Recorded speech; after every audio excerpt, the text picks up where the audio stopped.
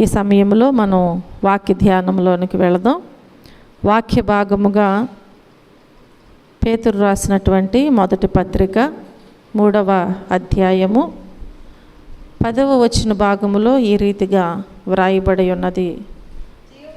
పేతురు రాసిన మొదటి పత్రిక 3వ అధ్యాయము 10వ వచనాన్ని మనం చదువుకుందాం.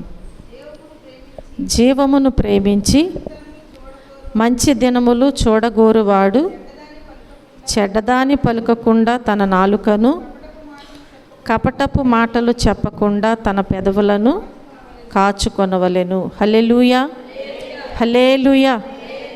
ఈ రాత్రి మనము దేవుని వాక్యములో మంచి దినాలు చూడాలని అందరికీ ఉంటుందా లేదా?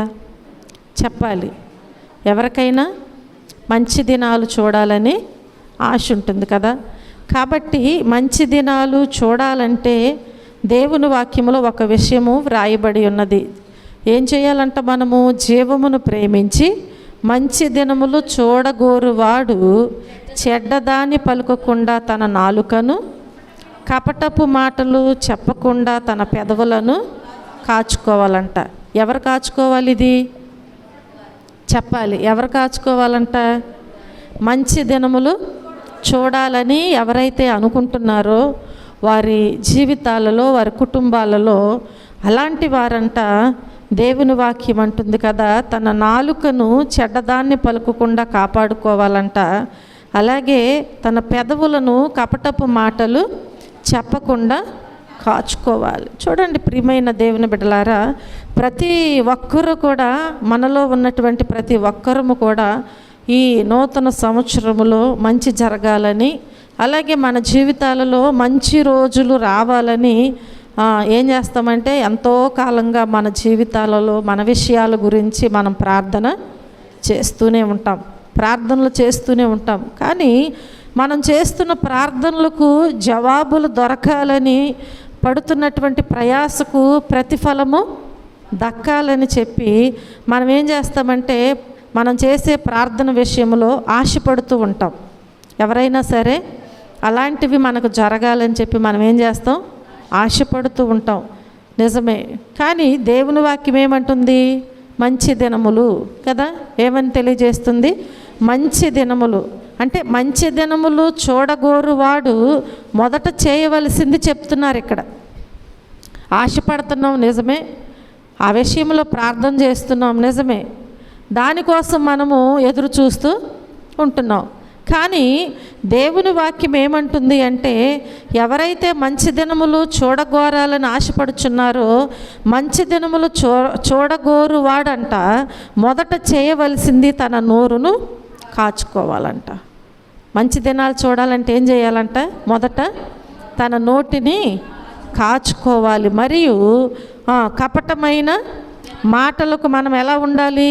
దూరంగా ఉండాలి. కపటపు మాటలకు ఎలా ఉండాలి?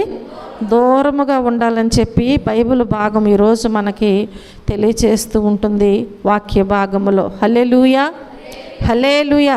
మనం పొందుకుంటున్నటువంటి అవమానాలకు, లేదంటే అపార్థాలకు, అపనిందలకు ముఖ్య కారణం ఏంటి? చెప్పాలి. మన నోరే. అవునా? చాలా విషయాలలో ఎక్కువగా మనం పొందుకుంటున్నటువంటి అవమానాలైనా, అపార్థాలైనా, అపనిందలకైనా ముఖ్య కారణం ఏంటి అంటే మన నోరేనని మనం మర్చిపోవటానికి వీల్లేదు. చూడండి ప్రియమైన దేవుని బిడ్డలారా, ఒకరోజంట ఒక బామ్మగారు ప్రయాణం చేస్తూ ఉందంట. ఒకరోజు ఒక బామ్మగారు ఏం చేస్తుంది? ప్రయాణం చేస్తూ ఉందంట. ఈ ప్రయాణం చేస్తూ ఉన్న సమయంలో తను వెళ్ళవలసినటువంటి మరి ఆ గ్రామానికి వెళ్ళే ముందే ఏం జరిగిందంటే చీకటి పడిపోతుందంట. తన గ్రామానికి వెళ్ళవలసినటువంటి సమయానికంటే ముందు చీకటి పడుతూ ఉందంట. ఈ చీకటి పడుతుంది కాబట్టి తనలో ఒక ఆలోచన వచ్చింది. ఏంటి అంటే ఈ రాత్రి ఈ గ్రామంలో, అంటే ఒక గ్రామం వచ్చేసరికి చీకటి పడింది కాబట్టి ఆ గ్రామం నుంచి ఆమె వెళ్ళవలసినటువంటి గ్రామానికి వెళ్ళటానికి చాలా టైం పట్టుద్ది కనుక ఈ రాత్రి ఈ గ్రామంలోనే నేను బస చేయాలి అనుకుందంట. ఏమనుకుంది? ఈ రాత్రికి ఈ గ్రామంలో నేను బస చేయాలి, చీకటి పడుతుంది కాబట్టి ఎవరి యొద్దనైనా నేను ఆశ్రయం పొందుకోవాలి అనుకుంది. ఎవరింటికైనా వెళ్ళి ఈ రాత్రి నేను ఆశ్రయం పొందుకుని మరుసటి రోజు అంటే మరలా రేపటి రోజున నేను నా ప్రయాణాన్ని కొనసాగించవచ్చులే అని ఉద్దేశించుకుంది, తనలో తాను అనుకుంది. అనుకునంట వెంటనేనంట ముందుకు వెళుతూ ఉండగా ఆ గ్రామస్తులు ఎదురుగా వస్తున్నారంట. ఆ గ్రామస్తులు ఎదురుగా వస్తున్నారు. ఆ గ్రామస్తులు ఎదురుగా వస్తున్నప్పుడంట వారిని ఒక విషయం అడగాలని అనుకుందంట. వారిని ఒక విషయము అడగాలని అనుకుందంట. అనుకుని ఏం చేసిందంటే ఆ గ్రామస్తులు ఎటువంటి వారు అని చెప్పి తనలో ఒక అనుమానం వచ్చి, ఈ గ్రామస్తుల దగ్గర ఎవరొకరింటి దగ్గర నేను ఆశ్రయం తీసుకోవాలనుకుంటున్నాను కాబట్టి అసలు ఈ గ్రామంలో ఉన్నవారు ఎలాంటి వారో నాకు తెలియదు కనుక ఆ వచ్చేవారు నేను అడిగి తెలుసుకుని అప్పుడు నేను ఎవరొకరింటికి వెళదాము అనుకుందంట. అనుకుని తనేం చేసిందంటే వస్తున్నటువంటి ఆ గ్రామస్తులని ఆపి ఆ గ్రామంలో ఉన్నటువంటి వారు మంచివారో కాదో తనకు ఆశ్రయం ఇస్తారో లేదో అని చెప్పి ఆ ఎదురుగా వస్తున్నటువంటి వారిని అడిగిందంట. ఏమని అడిగింది? ఎదురుగా వస్తున్నటువంటి వారిని, అయ్యా ఈ ఊరు వారు మంచివారేనా అని అడిగిందంట. ఏమని అడిగింది? ఎవరిని అడిగింది? ఆ ఊరు అతన్నే ఏమంటుంది? అయ్యా ఈ ఊరి వారు మంచివారేనా అని అడిగిందంట. ఇప్పుడు తను ఏం చెప్పాలి? మా ఊరోళ్ళు మంచివాళ్ళు కాదు, చెడ్డవాళ్ళు, నువ్వు ఎక్కడుంటే నీకు మంచి జరగదు, వెళ్ళిపో అని చెప్తాడు ఎవరైనా? చెప్పరు కదా. ఒక సంబంధం విషయంలోనే చెప్పరు. ఎందుకని? 100 అబద్ధాలు ఆడైనా అని సామెత ఉంది కదా. ఇది పట్టుకుని మంచివారు కాకపోయినా ఆడపిల్లది ఉసురు తీసుకోకూడదని కూడా అనుకోకుండా ఏం చేస్తారు? వాడు పని పాట చేయకపోయినా మంచివాడు కాకపోయినా ఏం చేస్తారు? చాలా మంచోడండి, మంచి ఉద్యోగం చేస్తున్నాడు కదా, ఎలా చెప్తూ ఉంటారు. చూడండి, ఆ గ్రామంలో ఉన్నటువంటి వ్యక్తిని, ఎదురుగా వస్తున్నటువంటి వ్యక్తినంట ఈ బామ్మ అడుగుతుందంట. ఏమని? ఈ ఊరి వారు మంచివారేనయ్యా అని అడిగిందంట. అప్పుడు ఆయన అంటున్నాడు కదా, అందుకు ఆయన ఏమంటున్నాడంటే, బామ్మ నీ నోరు మంచిదేనా అన్నాడంట. ఏమన్నాడు? బామ్మ నీ నోరు మంచిదేనా అని బామ్మకంట ఎదురు ప్రశ్న వేశాడంట. ఎప్పుడైతే బామ్మని నీ నోరు మంచిదేనా అని ఎదురు ప్రశ్నించాడో ఆ మాటకంట, అదేంటి బాబు అంత మాట అనేసేవు నన్ను అందంట. ఏమంటుంది? అదేంటి బాబు అంత మాట అనేసేవు నన్ను అని చెప్పి అనంగానే, మరేమి లేదు మా అమ్మ, మరేమి లేదు, ఒకవేళ నీ నోరు మంచిదైతే ఈ ఊరు మంచిదే అన్నాడంట. హల్లెలూయా, హల్లెలూయా కదా. నోరు మంచిదైతే అని ఎక్కడుంది? ఒక సామెత, అవునా? ఒక సామెత అన్నమాట. మన నోరు మంచిదైతే ఊరు మంచిదేనంట. కాబట్టి ఆ సామెతే కాదు, ఈరోజు దేవుని వాక్యములో మనకు తెలియజేస్తుంది. ఏమని తెలియజేస్తుంది? చెప్పాలి, ఏమని తెలియజేస్తుంది?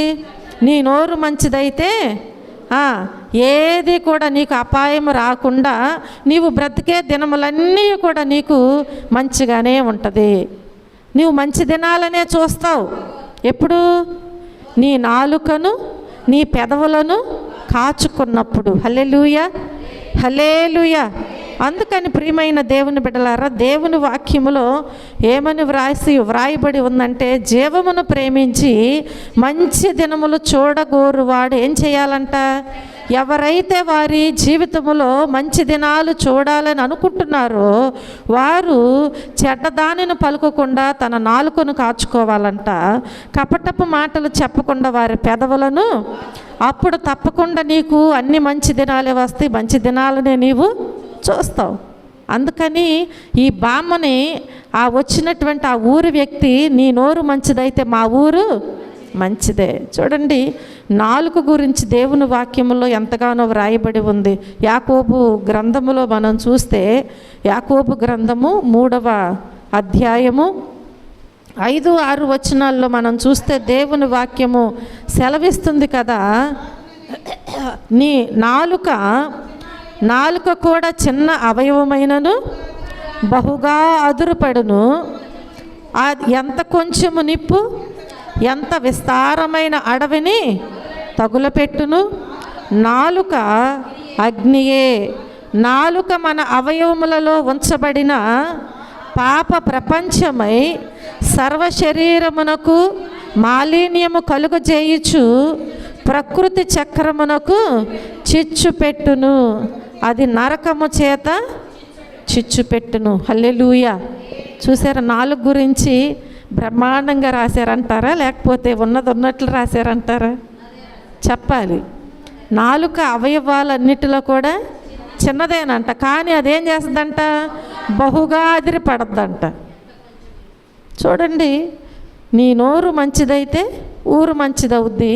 నీ నోటిని నీ పెదవులను కాచుకుంటే మంచి దినాలు చూడగలుగుతాం. కానీ ఒకవేళ నీ నాలుకను నీ నోటిని నీ పెదవులను కాచుకోలేకపోతే అది ఏమై ఉన్నదంట? అది నరకము చేత చిచ్చు పెడుతుందంట. అంటే ఇప్పుడు ఇది ఎక్కడికి నడిపిస్తుంది? మనల్ని నరకానికి నడిపిస్తుంది. మన నాలుకను మనము అదుపులో పెట్టుకోకపోతే ఈ నాలుక ఎక్కడికి నడిపిస్తుంది? నరకానికి నడిపిస్తూ ఉంటుంది. నాలుక కూడా చిన్న అవయవమైనను బహుగా అదిరిపడును.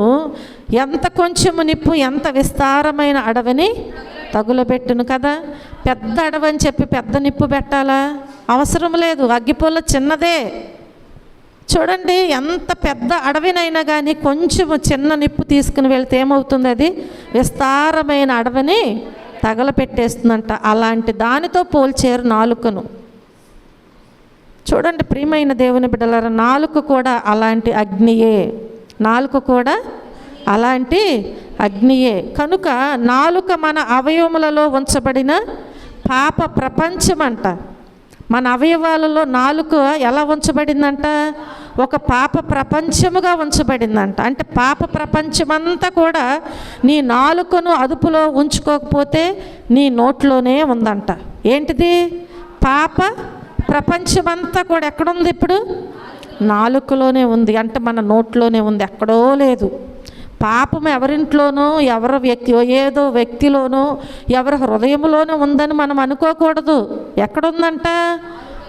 మన నోట్లోనే, మన అవయవాలలోనే ఉందంట, ఒక అవయవములో. కాబట్టి ప్రియమైన దేవుని బిడ్డలారా, ఆ నాలుక పాప ప్రపంచమై సర్వ శరీరమునకు మాలిన్యము, అంటే ఇంత శరీరానికి మాలిన్యము కలుగజేసేది ఈ నాలుక అని చెప్పి వాక్య భాగము మనకి స్పష్టంగా తెలియచేయబడుచు ఉంటుంది. కనుక ప్రియమైన దేవుని బిడ్డలారా, ఈ ప్రకృతి చక్రమునకు ఇది చిచ్చు పెట్టుతుంది. కాబట్టి అంటే మన జీవితానికి, మనం నడుచుకునే నడవడికకు ఇదేం చేస్తుందంటే చిచ్చు పెట్టేస్తుంది.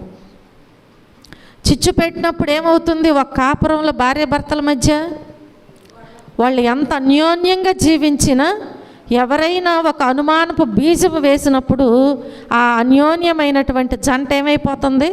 విచ్ఛిన్నమైపోతుంది. అంటే చిచ్చు పెట్టేస్తాం అన్నమాట. కాబట్టి ప్రియమైన దేవుని బిడ్డలారా, ఇది కూడా దేవుని వాక్యములో వ్రాయబడి ఉంటుంది. ఈ ప్రకృతి చక్రమునకు ఇదేం చేస్తుందంటే ఈ నాలుక చిచ్చు పెట్టేస్తుందంట. అది ఎక్కడికి తీసుకుని వెళ్తుంది అంటే నరకములోనికి తీసుకుని వెళ్తుంది. కనుక మంచి దినాలు నీవు చూడాలని అనుకుంటే నువ్వేం చేయాలి అంటే నీ పెదవులను నీ నాలుకను నీవు కాచుకోవాలి. అప్పుడు తప్పకుండా దేవుడు మనకు మంచి దినాలు కలుగు చేస్తారు. హల్లెలూయా. నాలుక అగ్నితో పోల్చబడింది కాబట్టి అందుకే చాలామంది తమ పనికిరాని నాలుక ద్వారాగా పచ్చని సంసారంలో ఏం చేస్తారనమాట? చిచ్చు పెట్టడం మనము చూస్తూనే ఉంటున్నాం. ఒకరి గురించి మంచి మాట్లాడటం, ఒకరి గురించి మంచి మాట్లాడటం, మంచిని పొగడటం, మంచిని గుర్తించడం ఈ లోకములో చాలామందికి చేత కాదు అస్సలు. కాబట్టి వారి కంటిలో ఒకవేళ దేవుని వాక్యం ఉంది కదా, ఏముంచుకుంటారంట?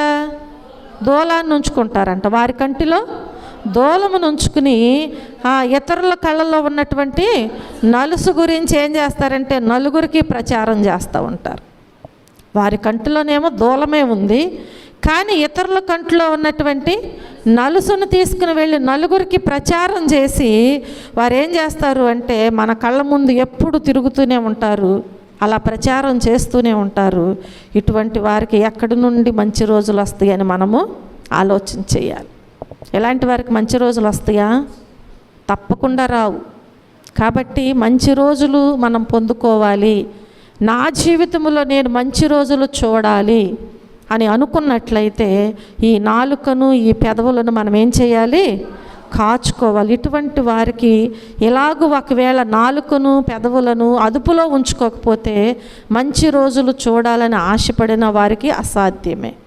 కనుక ప్రియమైన దేవుని బిడ్డలారా, వీరు ఏ విధముగా కూడా మంచి రోజులు చూడరు అని చెప్పి ప్రభు పేట నేను మీ అందరికీ కూడా మనం చేస్తూ ఉంటున్నాను. హల్లెలూయా. ఒకవేళ వారు చూడాలని తలంచిన ఎడల వారు ఏం చేయాలి?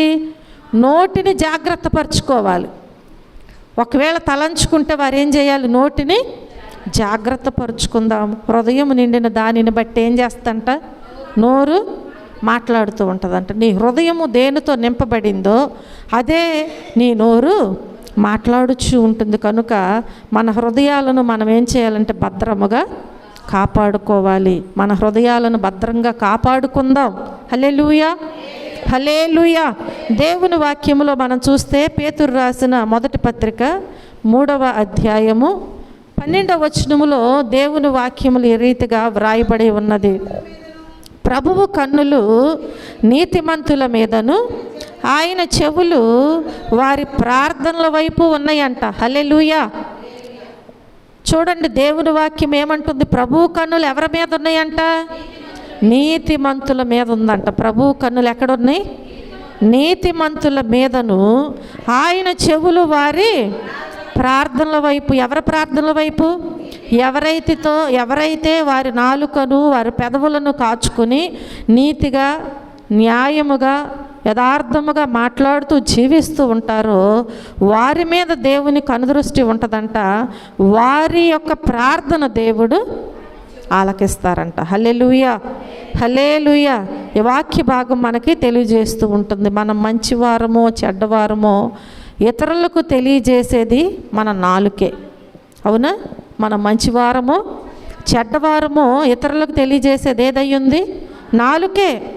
కాబట్టి ప్రియమైన దేవుని బిడ్డలారా, ఈ నాలుక విషయంలో మనమందరం కూడా ఏం చేయాలి? జాగ్రత్త పడాలి.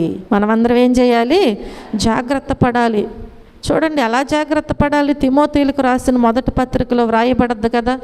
తిమోతీయులకు రాసిన మొదటి పత్రిక 2వ అధ్యాయము మొదటి 2 వచనాల్లో తెలియచేయబడద్దు కదా.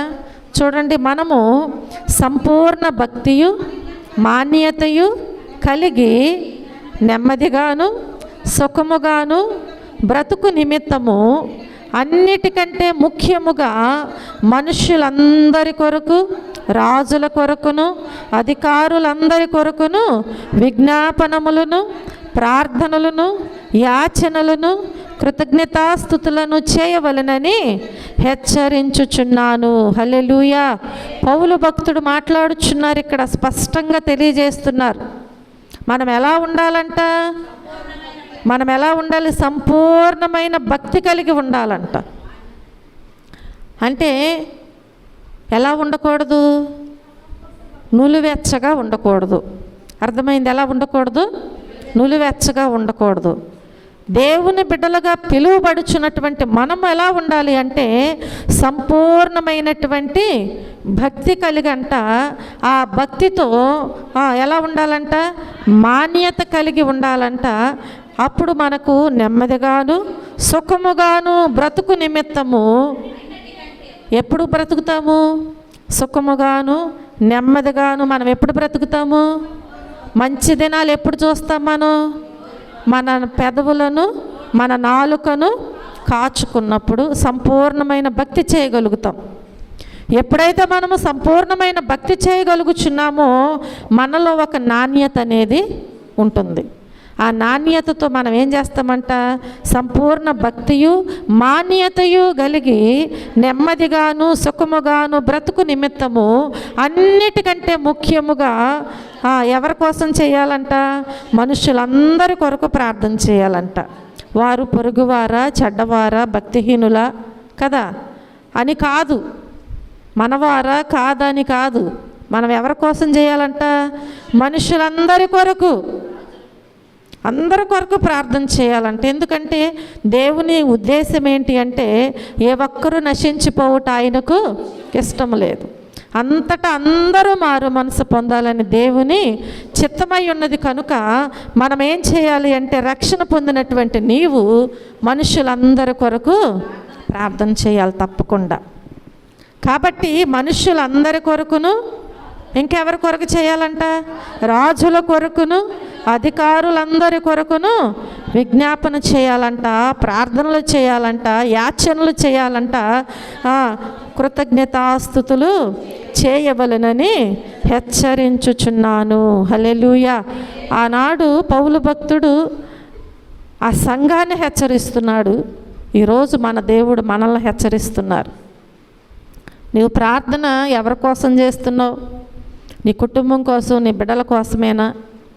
దేవుడు చెప్పినట్లుగా మనుషుల కొరకు, రాజుల కొరకు, అధికారుల కొరకు కదా, నశించిపోవచ్చున్న వారి కొరకు నువ్వు చేస్తున్నావా? అది నీ మీద పెట్టిన భారమై ఉన్నది. కాబట్టి దేవుడు పెట్టిన భారాన్ని మనం ఏం చేయాలి, ఆ భారముతో దేవుని సన్నిధిలో ఆయన పనిని మనము నమ్మకంగా చేయాలి. హల్లెలూయా. మనము సుఖముగా ఉండాలంటే మన ముందున్న సూత్రము ఇతరుల కొరకు ప్రార్థన చేయటమే. హల్లెలూయా. మనం సుఖంగా ఉండాలంటే ఏం చేయాలి, మనము ఇతరుల కొరకు మనము ప్రార్థించటం. మన జీవితాలు, మనము సుఖ సంపదలు, మన ఆత్మీయత ఎంతో కొంత శాంతముగా మన చుట్టూ ఉన్నటువంటి మనుషులందరూ కూడా కొంత విషయంలో మనం జ్ఞాపకం చేసుకుంటే మన చుట్టూ ఉన్నటువంటి మనుషుల మీద కూడా మనము సుఖంగా ఉండాలన్నా, శాంతంగా ఉండాలన్నా, నెమ్మదిగా ఉండాలన్నా ఆధారపడి ఉంటుంది. మన చుట్టూ ఉన్న మనుషుల మీద కూడా ఆధారపడి ఉంటుంది. అవునా కాదా? ఒకవేళ దేవుడు నీకు అన్నీ ఇచ్చారు, నీవు ఒకవేళ నీ చుట్టూ ఉన్న వారిని లెక్క చేయకుండా ఉన్నావు అనుకో, నువ్వు భక్తి చేస్తున్నావు, సంపూర్ణమైన భక్తి చేస్తున్నావు, కానీ నీవు లెక్క చేయకపోతే వాళ్ళు ఏమంటారు నిన్ను? దీనికి ఎంత గర్వం. అవునా కాదా? అవునా? మనకెందుకులేని మనం అనుకున్నా కానీ ఏమంటారు, మనం సుఖంగా ఉండనీయకుండా ఏదో ఒకటి చిచ్చు పెట్టవచ్చు, మనం సంతోషంగా ఉండకుండా ఏదో ఒక సమస్య తీసుకురావచ్చు, లేదంటే మన కుటుంబంలో మనము నెమ్మదిగా ఉండకుండా ఏదో ఒక కలవరాన్ని కలుగు చేయొచ్చు మన చుట్టూ ఉన్నటువంటి ప్రపంచము. కాబట్టి ప్రియమైన దేవుని బిడ్డలారా, మనము నెమ్మదిగా సుఖంగా ఉండాలన్నా కానీ మన చుట్టూ ఉన్నటువంటి వారందరి మీద ఆధారపడి ఉంటుందని మనం జ్ఞాపకం చేసుకుని ఏం చేయాలి, మనం ఇప్పుడు వారందరి కొరకు మనము ప్రార్థనలు చేయాలి. హల్లెలూయా, హల్లెలూయా. ప్రార్థనా పరులుగా, దేవుని యందు భయభక్తులు గలవారుగా, దేవుని పట్ల పరిచర్య పట్ల మనము శ్రద్ధ కలిగినటువంటి వారుగా మన జీవితంలో మనం ముందుకి సాగిపోవాలి అని చెప్పి ప్రభు పేట నేను మీ అందరికీ మనవి చేస్తూ ఉంటున్నాను. హల్లెలూయా. ఆధ్యాత్మికంగా జీవించటం ద్వారా వారితో సహవాసము కలిగి ఉన్నటువంటి మనకు దీవెనలు వస్తాయి. కానీ మనం వారి కోసం ప్రార్థన చేసినప్పుడు మనం ఎన్నడూ కూడా నష్టపోము. ఎందుకంటే మన ప్రార్థనలు ఎవరు వింటున్నారు? దేవుడు వింటున్నారు. మన ప్రార్థనకు జవాబునిచ్చేది ఎవరు? దేవుడు కదా. మనము మన శత్రువులను ప్రేమించినప్పుడు మన దేవుడు మనకు సహాయం చేస్తారు. వారు క్షమించకపోయినా పర్వాలేదు, దేవుడు ఏం చేస్తాడు? మనలను క్షమిస్తారు. మనల్ని దేవుడు క్షమిస్తే మనకు నెమ్మది, సుఖముగా ఉంటాం, సంతోషముగా ఉంటాం. అలాగే మన జీవితంలో, ఆధ్యాత్మిక జీవితంలో బలవంతులుగా మనం ముందుకి సాగిపోతాం. మంచి దినాలు చూడాలని ఆశపడినటువంటి మన ఆశ నెరవేర్చబడుతూ ఉంటుంది. హల్లెలూయా, హల్లెలూయా. కనుక ప్రియమైన దేవుని బిడ్డలారా, పవిత్ర హృదయులై ప్రభువునకు ఏం చేయాలంట? మనము ప్రార్థన చేయాలి. చూడండి, తిమోతీలకు రాసిన రెండవ పత్రికలో, తిమోతీలకు రాసిన రెండవ పత్రిక 2వ అధ్యాయము 22వ వచనములో మనం చూస్తే, చదువమ్మా.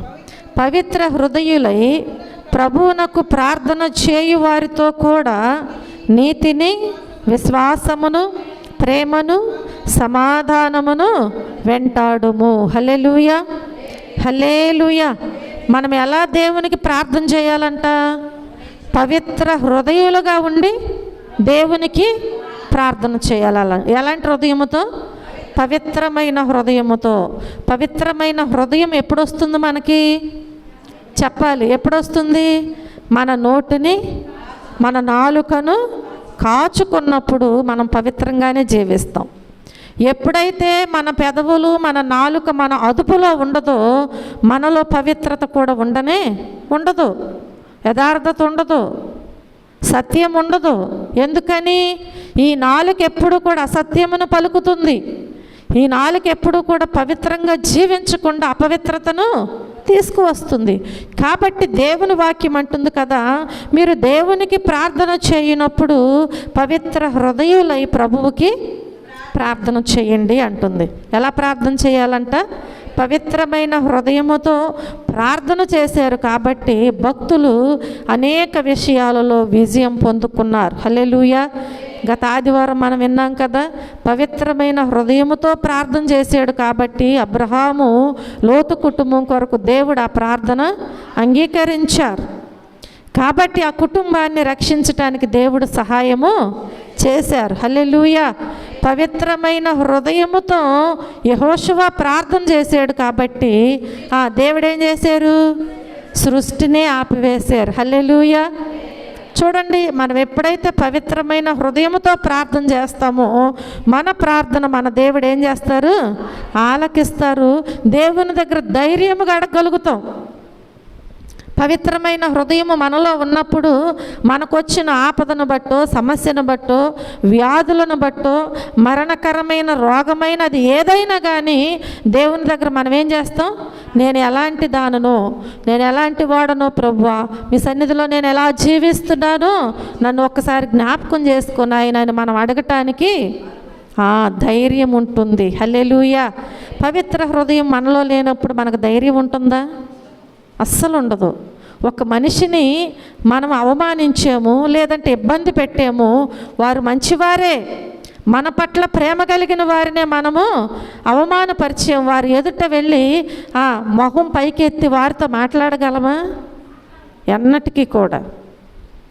చూడండి ప్రియమైన దేవుని బిడ్డలారా, దేవుని దగ్గర మనం ఎప్పుడైతే పవిత్ర హృదయులై ప్రార్థన చేస్తామో అప్పుడు దేవుడు మనకు తప్పకుండా సహాయం చేస్తారంట. అందుకని దేవుని వాక్యములు అంటుంది కదా, అలాంటి హృదయులై ప్రభువుకు ప్రార్థన చేయు వారితో కూడా మనం కూడా సహవాసం చేయాలంట. హల్లెలూయా, హల్లెలూయా. వారితో కూడా నీతిని, విశ్వాసమును, ప్రేమను, సమాధానమును వెంటాడుతూ ఉండాలంట. ఈ లోకములో దేనికోసమో ప్రయాసపడి పరుగులెత్తుతూ ఉంటాం మనం. అవి మనకు శాశ్వతమైనవి కావు.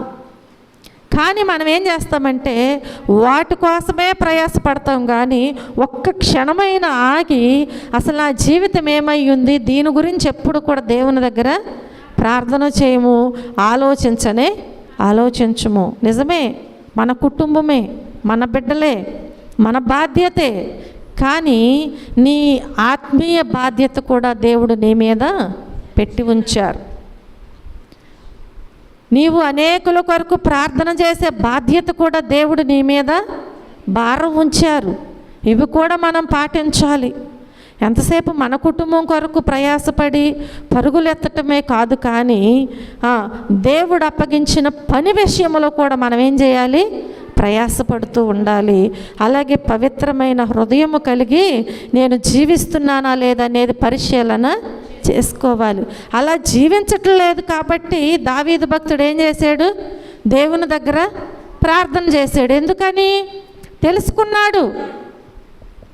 అయ్యో నాలో పవిత్రమైన హృదయము లేదు, అపవిత్రత నాలో చోటు చేసుకుంది కనుక ఇప్పుడు నేను దేవుని దగ్గర ప్రార్థన చేయాలి, పవిత్రమైన జీవితం నాకు ఇవ్వయ్యా అని నేను దేవుణ్ణి అడగాలి అనుకున్నాడు. కనుక తనలో ఉన్న అపవిత్రత ఏంటో ఆయన గమనించారు కాబట్టి దేవునికి లోబడ్డాడు. కనుక వాక్యమునకు లోబడ్డాడు, దేవుని యొక్క మాటకు లోబడ్డాడు. కనుక ఈయన ఏం చేస్తున్నారు, తనలో ఉన్న అపవిత్రతను పోగొట్టుకోవటానికి దేవుని దగ్గర ప్రార్థన చేస్తూ ఆ అపవిత్రతను పోగొట్టుకుని ఇప్పుడు ఏం చేస్తున్నాడు చెప్పాలి, నీతిని, విశ్వాసమును, ప్రేమను, సమాధానమును వెంటాడుతూ ఉంటున్నారు. హల్లెలూయా.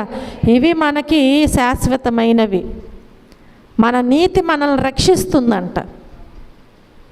మనం నీతిగా ఉన్నప్పుడు ఆ నీతి ఏం చేస్తుంది, రక్షిస్తుంది. ఈ లోకములో ఒకవేళ అనీతి గెలవచ్చు, ఈ లోకములో అనీతి గెలవచ్చు. అనీతి అంటే నీతిని తీసివేసి అనీతి అంటే మెజారిటీ ఎటు ఉంటే అటే కదా ఈ లోకంలో.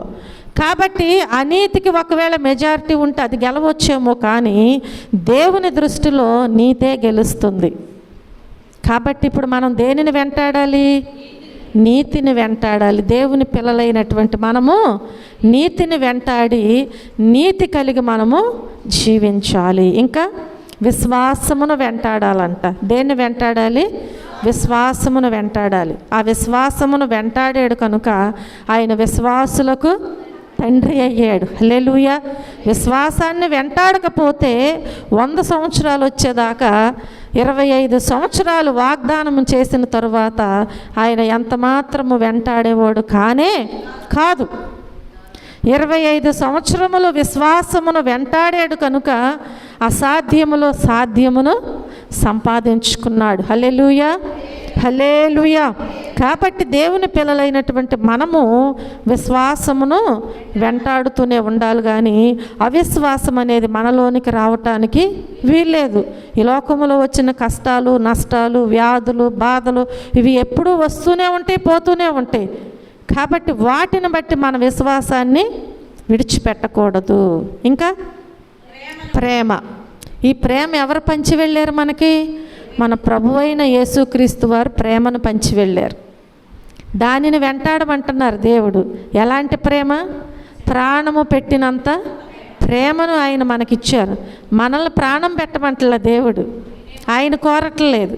ఆయన బలిని కోరువాడు కాదు. ఆయన దేనిని కోరుతున్నారు, విరిగి నలిగిన హృదయమును మాత్రమే కోరుతున్నారు. హల్లెలూయా.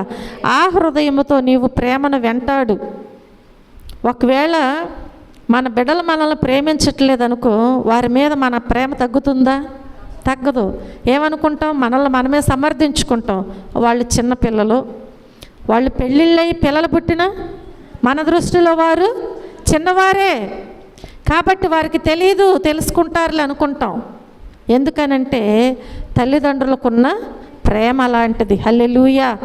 కాబట్టి మన విషయంలో మన దేవుడు కూడా మనము ఒకవేళ అనీతిని, అవిశ్వాసమును వెంటాడిన ప్రేమను మర్చిపోయినా కానీ మన దేవుడు మనలను ప్రేమిస్తూనే ఉన్నారు. మనము దేవుణ్ణి ప్రేమించకపోయినా మన దేవుడు మనలను మర్చిపోవట్లేదు. అన్ని విషయాలలో ఆయన మనలను ప్రేమిస్తూనే ఉన్నారు. ఆయన ప్రేమిస్తున్నారు కాబట్టే నిదర్శనం ఏంటి, ఈరోజు మనం క్షేమంగా ఉన్నాం. ఇదే నిదర్శనం. ఆయన ప్రేమిస్తున్నారు కాబట్టే ఈ సమయంలో దేవుని మందిరంలో మనము ఆయన మాటలు వినగలుగుతున్నాం. హల్లెలూయా. ఎంతటి భాగ్యమును దేవుడు మనకు అనుగ్రహించారు. హల్లెలూయా. ఆయన ఎలాంటి ప్రేమ అంటే లోకమునే ప్రేమిస్తున్న దేవుడు. ఆయన లోకమును ఆయన ఎంతో ప్రేమించారంట. దానికి కొలతలు ఏమాత్రము కూడా లేవు. హల్లెలూయా. ఆ ప్రేమలో కొంచెమైనా మనము కలిగి ఉండాలి అని మన ప్రభువు కోరుకుంటున్నారు. సమాధానమును వెంటాడాలంట. ఇంకో విషయం ఏంటి, సమాధానం. నీకు చేతనైనంత వరకు కూడా నీవు సమాధానము కలిగే ఉండు. ఎందుకంటే దేవుని వాక్యం ఏమంటుంది అంటే, దేవుని సన్నిధికి నీవు వచ్చి ప్రార్థించేటప్పుడు, అంటే నీ బలిని అర్పించేటప్పుడు, నీ ప్రార్థన బలిపీఠమును నీవు ఇక్కడ కట్టేటప్పుడు, ఆ ప్రార్థనా బలిపీఠం దగ్గర నువ్వు ప్రార్థించినటువంటి నీ అర్పణ దేవుడు అంగీకరించాలి అంటే మొదట నీవు లేచి సమాధాన పడాలంట.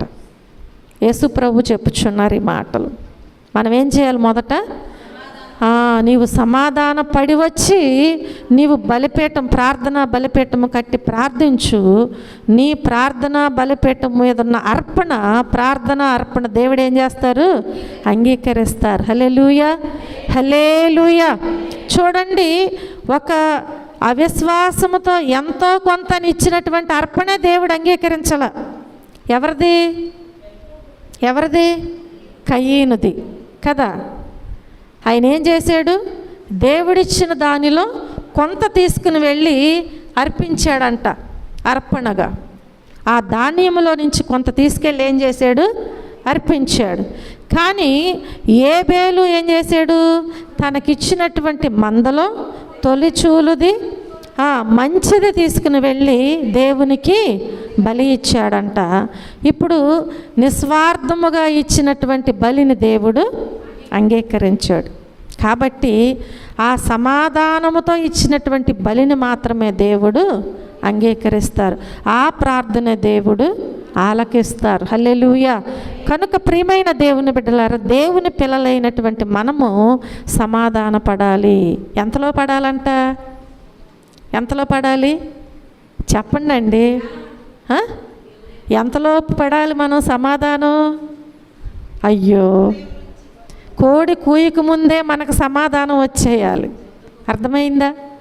చూడండి, ఈరోజు ఒకవేళ భర్తతో భార్యతో ఏదో చిన్న విభేదాలు పిల్లలతోనూ వచ్చినాయి అనుకో, దాన్ని మనసులో పెట్టుకొని మూతి ముడుచుకుని రోజులు అలాగే ఉండకూడదంట. ఏం చేయాలి? దాన్ని విడిచిపెట్టేయాలి. ఒక కుటుంబంలో నలుగురు ఉంటున్నప్పుడు ఏదో చిన్న సమస్యలు వచ్చినాయి అని చెప్పి వాటినే మనసులో పెట్టుకుని అంటనట్టుగా మనం ఉండటానికి వీల్లేదు. ఎందుకని? మనం దేవుని బిడ్డలం కాబట్టి, దేవుణ్ణి తెలుసుకున్నాం, ఆయన వెంటాడుతున్నాము కనుక మనం ఏం చేయాలి? సమాధాన పడాలి. వారు పడకపోయినా పర్వాలా, నీ సమాధానం నీతోనే వస్తుంది. హల్లెలూయా, హల్లెలూయా. ఎందుకంటే సమాధానకర్తయగు అధిపతి అయి ఉన్నాడు మన దేవుడు. కనుక ఆ దేవుని మాట చొప్పున మనం ఎప్పుడైతే సమాధానమును వెంటాడుతూ ఉంటామో తప్పకుండా దేవుడు మన ప్రార్థనలు, మొదట మీ కుటుంబము కొరకు చేస్తున్నటువంటి ప్రార్థన దేవుడు తప్పకుండా ఆలకిస్తూ ఉంటారు. హల్లెలూయా, హల్లెలూయా. కనుక ప్రియమైన దేవుని బిడ్డలారా, మొదట మీ కుటుంబం కొరకు ప్రార్థిస్తూ మిమ్ములను ఆత్మీయంగా నడుపుతున్నటువంటి కాపరు ఉన్నారు కదా. ఎప్పుడైనా మేము మా కోసం ప్రార్థన చేసుకోం. ఎవరి కోసం చేస్తాం చెప్పాలి? కుటుంబం కోసం కాదు, సంఘము కోసం, సంఘములో ఉన్న బిడ్డల కోసం ప్రార్థిస్తూ ఉంటాం. కాబట్టి ఇప్పుడు మీరేం చేయాలి చెప్పాలి? మీరేం చేయాలి? తిరిగి మీకోసం మరలా మీరు కూడా చేసుకుంటే దానికి ఏమన్నా ఉపయోగం ఉందా చెప్పాలి? మా ఇంటికి వస్తే ఏం తీసుకొస్తారు, మీ ఇంటికి వస్తే ఏం పెడతారు అన్నట్టు ఉంటుంది. అవునా? మీ ఇంటికి నేను వచ్చినప్పుడు మీరు పెడతారు, మా ఇంటికి వచ్చినప్పుడు నేను పెట్టాలని ఉండాలి కదా రూలు. కానీ ఏం ఆశిస్తారు? మా ఇంటికి వస్తే ఏం చేస్తారు, మీ ఇంటికి వస్తే ఏం పెడతారు అన్నట్టుగా ఉండటానికి వీల్లేదు. హల్లెలూయా, హల్లెలూయా. కనుక ప్రియమైన దేవుని బిడ్డలారా, కాపరి కుటుంబము కొరకు ప్రార్థన చేయాలి. అలాగే మన సంఘస్థులందరి కొరకు మనం ఏం చేయాలి? ప్రార్థనలు చేయాలి. అలాగే మీ చుట్టూ ఉండేటువంటి బంధుమిత్రుల కొరకు మీరు ప్రార్థన చేయాలి. అలాగే మన చుట్టూ ఉన్నటువంటి ప్రతి ఒక్కరి కొరకు మనము ప్రార్థన, మన గ్రామము కొరకు, అలాగే మన దేశము కొరకు, మన నాయకుల కొరకు, రాజుల కొరకు, పరిపాలించుచున్న వారి కొరకు, అధికారుల కొరకు, అందరి కోసం మనం ఏం చేయాలి? ప్రార్థనలో జ్ఞాపకం చేసుకోవాలి.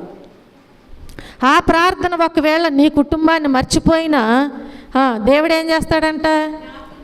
నీవు అడుగు వాటికంటేను ఊహించు వాటికంటేను అత్యధికముగా ఇచ్చే దేవుడు కాబట్టి నీ ప్రార్థన ఆలకించి దేవుడు నీకు తప్పకుండా సహాయము చేస్తారు. అప్పుడు మంచి దినాలు చూడటానికి దేవుడు నీకు సహాయము చేస్తారు. హల్లెలూయా, హల్లెలూయా. ఏం చేయాలి? మనం మంచి దినాలు చూడాలని ఆశపడినప్పుడు మన పెదవులను మన నాలుకను కాచుకోవాలి. కాచుకుని మనం ఏం చేయాలి?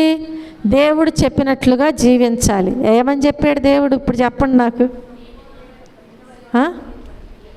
ఏమని చెప్పాడండి?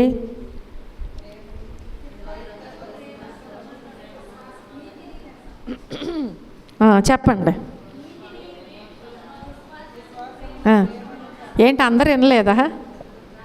అందరూ విన్నారు లేదా? నవ్వుతున్నారేంటి? మరి చెప్పండి.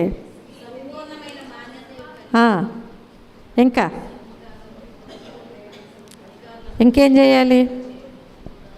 మనం భక్తి చేసేటప్పుడు ఎలా ఉండాలి? ఎలా ఉండాలి? సంపూర్ణమైన భక్తి కలిగి మనము ఉండాలి. మాన్యత కలిగి మనం ఉండాలి మనం ప్రార్థన చేసేటప్పుడు. అలాగే మనం ఎలా ఉండాలి? మనం ఎలా ఉండాలి? నీతితోనూ విశ్వాసముతోనూ ప్రేమతోనూ సమాధానముతో మనం వెంటాడుతూ వాటిని కలిగి జీవిస్తూ ప్రార్థనలు చేయాలి. అప్పుడు మన ప్రార్థన మన దేవుడు ఆలకిస్తూ ఉంటారు. హల్లెలూయా.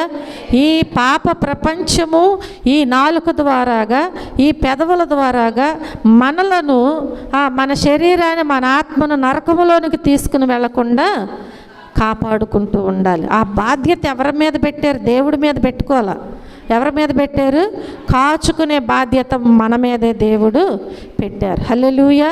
అట్టి కృపా భాగ్యము దేవుడు ఈరోజు మనందరికీ అనుగ్రహించును గాక. ఆమేన్. అందరూ మోకరించినట్లయితే చిన్న ప్రార్థన చేసుకుందాం. ప్రార్థన చేసుకుందాం. ఈ రాత్రికాల సమయంలో ప్రభువు మనతో మాట్లాడుచున్నప్పుడు మనము శ్రద్ధగా విన్నాము. విన్న వాటిని విడిచిపెట్టే వారముగా ఉంటున్నామా? వాక్యానుసారముగా మనము జీవించే వారముగా ఉంటున్నామా అనేది మనం పరిశీలన చేసుకోవాలి ఈ రాత్రి. ఎందుకంటే మన దేవుడు కొన్ని విషయాలు మనకు తెలియచేసి ఉన్నారు. జీవమును ప్రేమించి మంచి దినములు చూడగోరువాడు చెడ్డదానిని పలుకకుండా తన నాలుకను కపటపు మాటలు చెప్పకుండా తన పెదవులను కాచుకోవాలి అని తెలియచేశారు. నీ జీవితంలో నీవు మంచి దినాలు చూడాలని ఒకవేళ అనేక సంవత్సరములు నీవు ప్రార్థన చేస్తున్నావేమో. నీవు ప్రార్థించేటప్పుడు నీవు మంచి దినాలు చూడాలని ఆశపడేటప్పుడు నీ జీవితంలో మొదట నీవు నీ పెదవులను నీ నాలుకను కాచుకుంటున్నావా లేదా? ఒక్కసారి నీవు పరిశీలన చేసుకుని ఒకవేళ నీ జీవితంలో నీ పెదవులను నీ నాలుకను కాచుకోకుండా దేవుని దగ్గర నాకు మంచి దినములు దయచే ప్రభు అని నువ్వు ప్రార్థించిన నీ నాలుకే ఒకవేళ అది చిన్నదైనా కానీ పాప ప్రపంచముగా ఉంటుందంట. అది నిన్ను మంచి దినాలు చూడకుండా చేస్తుంది. నీ పెదవులు నిన్ను అలాగూ చేస్తుంది. కనుక నీవు దేవుని సన్నిధిలో ప్రార్థన చేయి.